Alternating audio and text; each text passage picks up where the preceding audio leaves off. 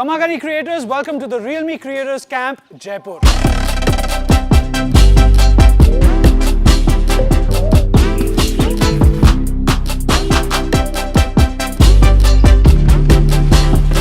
Out of the 8 camps that we've done, I feel that Jaipur has the most talented people because out of the 13 reels that came in, आप मानेंगे नहीं, there were about 5 draws.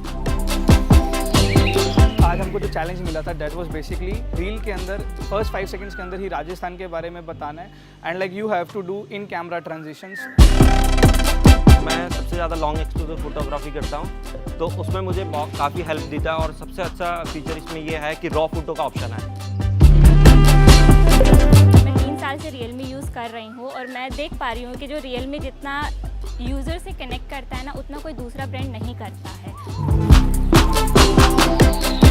हम जैसे creators के लिए Realme आज तक सबसे बेस्ट ब्रांड रहा है एंड वो हमेशा ये चीज़ को प्रूव किया है, उन्होंने कभी भी डिसप्रूव नहीं किया एंड होप सो आगे भी हमारे लिए ऐसे ही सपोर्टिव रहें।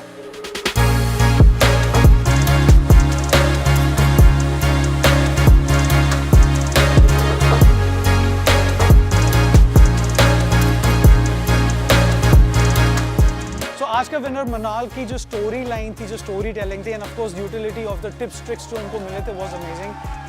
The best bit what I love about the Realme Creators Camp and the whole community is that the creators support each other.